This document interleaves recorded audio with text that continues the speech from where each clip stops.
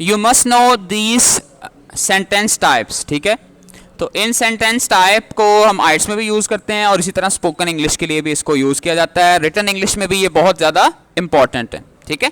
तो पहले हैं सिंपल सेंटेंसेस। तो सिंपल सेंटेंसेस किनको कहा जाता है? जिनमें वन इंडिपेंडेंट क्लॉज हो, जिसमें एक इंडिपेंडेंट क्लॉज हो। बेटे क्लॉज किसको कहते हैं? ऐसे फिक्रात जिसमें सब्जेक्ट भी हो और वर्ब भी हो, ठीक है। सब्जेक्ट जैसे फाइल है ही और वर्ब है स्पीक, ही स्पीक्स, ठीक है। जिसमें सब्जेक्ट भी है और वर्ब भी हो उसको हम क्लॉज कह सकते हैं, या सब्जेक्ट एंड प्रेडिकेट जिसमें हो उसको हम क्लॉज कहते हैं, ठीक है। असल इसकी निशानी क्या है? एक्सप्रेसिंग अ कंप्लीट थॉट, ऐसा फिक्रा जिसमें मुकम्मल बात बयान कर दी जाए, उसको किसी दूसरे फिक्रे की मदद की जरूरत ना हो, तो वही आज़ाद होगा ना, इंडिपेंडेंट। तो सिंपल सेंटेंस ऐसा सेंटेंस है जो मीनिंग के लिए किसी दूसरे सेंटेंस पर इन्हिसार नहीं करता। जैसे मिसाल के तौर पर शी रीड्स एवरी नाइट, तो इसके साथ आप कोई और अल्फाज ना भी यूज करें, दूसरा फिक्रा ना भी यूज करें, तो आपको बात समझ में आ जाएगी, ठीक है। बेटे दूसरे सेंटेंसेस हैं कंपाउंड। कंपाउंड का लफ्जी मतलब ही क्या है? टू, जिसमें मुरक्कब जिसको कहते हैं दो चीजें। तो टू और मोर, जब दो फिक्रे जो के इंडिपेंडेंट क्लॉजेस, ऐसे दो फिक्रे जो पहले से ही आज़ाद थे, उन्हें किसी दूसरे फिक्रे की ज़रूरत नहीं थी। लेकिन आप जानते जब भी हम लिखें या बात करें तो अकेला फिक्रा तो नहीं ना लिखते, पैराग्राफ लिखने पड़ते हैं। पैराग्राफ में हम क्या लिखते हैं? सेंटेंसेस लिखते हैं, ठीक है। तो अगर आप दो ऐसे फिक्रे जिनको अलग अलग कर दिया जाए फिर भी बात बिल्कुल वाजे होती है, ठीक है, फिर भी बात बिल्कुल वाजे हो जाती है, उनको हम लोग क्या कहते हैं? Compound sentences. मसलन इनमें कौन कौन से लफ्ज़ अमूमन इस्तेमाल हो सकते हैं? आपने बेटा उस फिक्रे को पढ़ना है, उसका मीनिंग आपको आना चाहिए, फिर आराम से आप पहचान लेंगे। मसलन शी रीड्स एवरी नाइट, वो हर रात पढ़ती है, एंड ही वॉचेस टीवी, और वो टीवी देखता है। अब अगर इसमें एंड ना लगाएं आप, अकेला होता ही वॉचेस टीवी फुल स्टॉप, ये एक अलग फिक्रा था, ये आज़ाद था। इस तरह से शी रीड्स एवरी नाइट, ये भी क्या था? आज़ाद था। इनका एक दूसरे पे कोई डायरेक्ट ताल्लुक नहीं है, लेकिन हमने एंड के ज़रिए से इनको आपस में क्या कर दिया है? कनेक्ट कर दिया, ठीक है, इनको हमने जोड़ दिया। So she reads every night and he watches TV. इस तरह से नेक्स्ट है बेटा कम्प्लेक्स सेंटेंसेस। तो कम्प्लेक्स सेंटेंसेस हम किनको कहेंगे? One independent clause and one और मोर डिपेंडेंट क्लॉज। यानी इस हवाले से एक मिनट इसको न सुनो, इसमें एक इंडिपेंडेंट क्लॉज हो, दूसरी क्या हो? Dependent clause. यानी इसमें अगर एक हिस्से को हम ख़त्म कर दें तो दूसरे की समझ ना आए। मसलन अगर मैं सिर्फ ये कहता हूं because it helps her relax, क्योंकि इससे उसको रिलैक्स करने में मदद मिलती है। अब ये फिक्र मुकम्मल तो नहीं है ना, इसके लिए आपको क्या ज़रूरत है? पहले फिक्रे की। यानी दो फिक्रे आपस में इन अल्फाज से जुड़े हों, मसलन बिकॉज आ जाए, ऑल्दो आ जाए, सिंस आ जाए, इफ़ आ जाए या व्हेन आ जाए, तो ऐसे फिक्रे जब आप बोलते हैं इनका ताल्लुक एक दूसरे के साथ इतना गहरा है कि अगर हम उसके एक हिस्से को अलग कर दें तो उनमें से एक हिस्सा आज़ाद होता है, दूसरा हिस्सा उस पर डिपेंडेंट होता है। जैसे शी रीड्स एवरी नाइट, ये तो आज़ाद है, इसके साथ अगला फिक्रा हो या ना हो इससे कोई फ़र्क नहीं पड़ता। लेकिन जब आप बिकॉज लगाते हैं, because it helps her relax, तो फिर इसको समझने के लिए आपको पिछले फिक्रे की ज़रूरत है। या जैसे मैं आपसे ये कहूँ बेटे सिंस, क्योंकि, since you are my students, तो अगर मैं यहाँ पे कह के रुक जाता हूँ तो ये बात मुकम्मल नहीं है। यू मस्ट लर्न इंग्लिश, क्योंकि आप मेरे स्टूडेंट्स हैं तो आगे अगली बात मुझे बतानी पड़ेगी, ठीक है। तो जिसमें आपको एक फिक्रे के दो हिस्से हों या ज़्यादा भी हो सकते हैं, कम से कम एक हिस्सा ऐसा हो जिसको दूसरे पर इन्हिसार करना पड़ता है, यानी बात पूरी समझ नहीं आती। मैं फिर दोहरा दूँ, ज़्यादा बेहतर आप तब समझेंगे फिक्रा पकड़ें, फिक्रे को उर्दू में समझें, तो अगर उसकी सेंस जो है वो बिल्कुल क्लियर है, आज़ाद आना है, ठीक है। ये निशानियाँ आप याद कर लेनी है कि अगर because, although, since, if, when वगैरह आ जाए तो ये क्या है? वो कम्प्लेक्स सेंटेंस होगा। अगर फॉर, एंड, नॉर, बट और येट, सो वगैरह आ जाए तो ये क्या होगा? कंपाउंड सेंटेंस होगा। ठीक है, तो ये बहुत ही ज़्यादा इंपॉर्टेंट है। नेक्स्ट बेटे कॉन्सेप्ट बहुत ही ज़्यादा फेमस है और बहुत ज़्यादा ज़रूरी है जब भी आप इंग्लिश को बोलते हैं। ठीक है, आपको पता होना चाहिए कि कौन सा वर्ड किस वर्ड के साथ यूज़ किया जाता है। ठीक है, जैसे हम कहते हैं मैं चाय पीता हूँ तो आई टेक टी आता है, लेकिन आप कहें मैं पानी पीता हूँ तो आई ड्रिंक वाटर आता है। तो पानी के साथ ड्रिंक क्यों आएगा और चाय के साथ टेक क्यों आएगा? इसी का नाम क्या है? कोलोकेशंस। कि दो ऐसे जो फिक्रात हैं वो क्या है? Collocations are natural combinations of words. ये दो अल्फाज की दोस्ती होती है, ये दोनों इकट्ठे आते हैं, हालांकि इनका आपस में कोई ताल्लुक नहीं होता।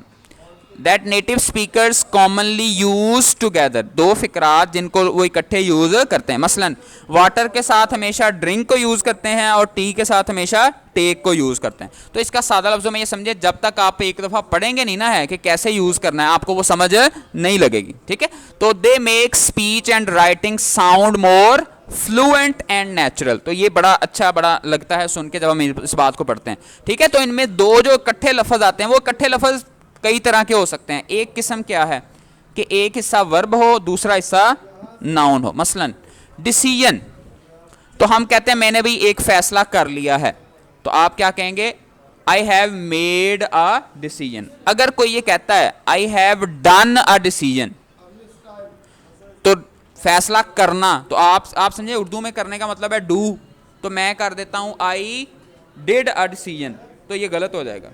ठीक है, या मैं फैसला करता हूं आई डू अ डिसीजन, तो डू नहीं आएगा, क्या आएगा? Make a decision. तो आपको पहली दफा पता ही करना पड़ेगा। अच्छा ठीक है, इसी तरह ब्रेक लेनी है, I want to take a break.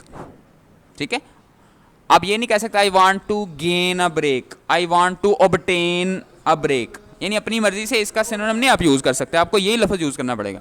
इस तरह से फलां बंदे को नजला हो गया, तो उसके लिए हम क्या इस्तेमाल करते हैं?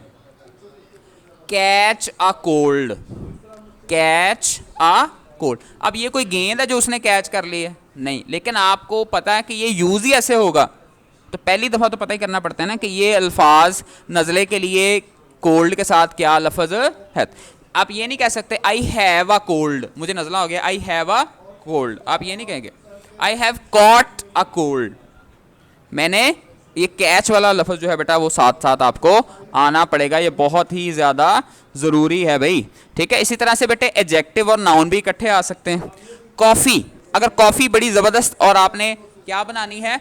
गाड़ी बनानी है, तो उसको आप ये नहीं कह सकते हैवी कॉफ़ी ला दो मुझे, हैवी कॉफ़ी, हैवी कॉफ़ी नहीं, आपको क्या कहना पड़ेगा? Strong coffee. ठीक है, हम इस तरह से चाय पीनी तो हम चाय को भी क्या कह सकते हैं? हैवी टी बना के लाओ मेरे लिए, हैवी नहीं, ज़रा स्ट्रॉन्ग किस्म की टी। ठीक है, तो अब ये स्ट्रॉन्ग कैसे आएगा? ये आपको बेटा याद ही रखना पड़ेगा कि इसके साथ ही अल्फाज इस्तेमाल होते हैं। इस तरह से बारिश बहुत ज्यादा हो रही हो, तो आप ये नहीं कहेंगे वेरी मच रेन।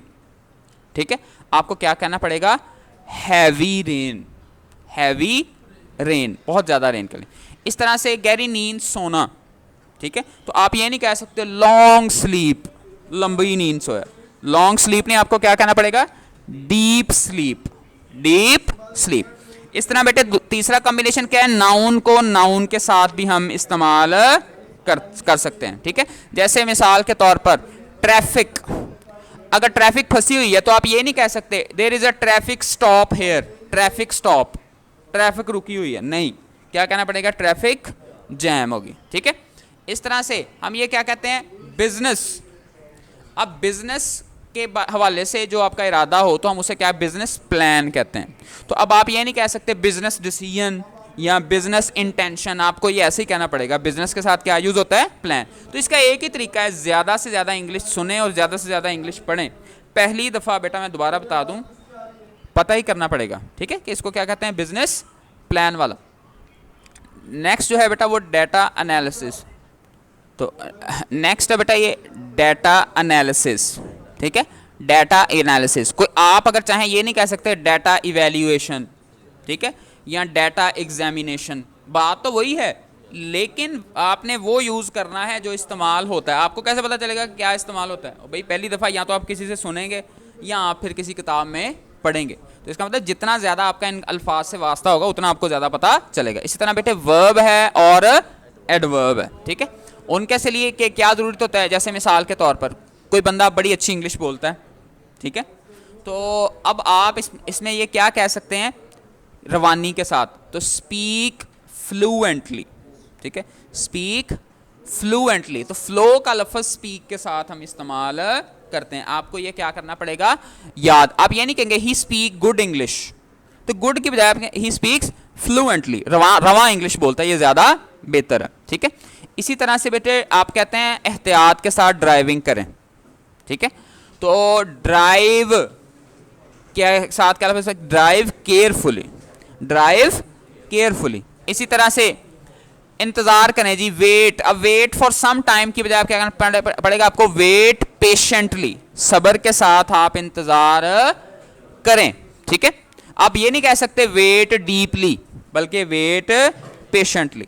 इसी तरह से आप बहुत ज्यादा पुरजोश हैं किसी काम के करने में, ठीक है, तो आप ये नहीं कहेंगे आई एम वेरी मोटिवेटेड, या आई एम स्ट्रांगली मोटिवेटेड, या आई एम एक्सट्रीमली मोटिवेटेड। क्या कहना पड़ेगा, आई एम हाईली मोटिवेटेड। तो ये नहीं है कि बात तो एक ही है, बात एक नहीं है बेटा, ठीक है, इसको आपने याद ही रखना पड़ेगा कि मोटिवेटेड के साथ क्या आता है, हाईली मोटिवेटेड आता है।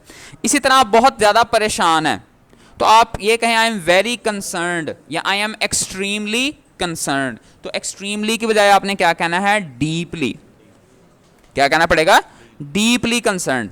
इसी तरह से अगर कोई बात बिल्कुल गलत है, ठीक है, तो हम इसको कंप्लीटली रॉन्ग, तो कंप्लीटली रॉन्ग नहीं कहना, क्या कहना है, टोटली रॉन्ग। इसके साथ क्या वर्ड यूज किया जाता है बेटा, टोटली वर्ड यूज किया जाता है, ठीक है। तो इनको हम लोग कहते हैं कोलोकेशंस। ये आप एज इट इज इसको बार बार सुन के, फॉर एग्जांपल कम से कम यहाँ पे आपने 10-15 वर्ड्स सीखे, तो ये अल्फाज अब जब भी लिखें या यूज करें वो तो कम से कम आपको ये आना चाहिए। तो ये आप जूं ज्यादा पढ़ेंगे तो आप उन अल्फाज को नोट करते जाएं कि कौन सा लफ्ज किसके साथ कैसे यूज किया जाता है, इसको हम कोलोकेशन कहते हैं। So it's very important concept.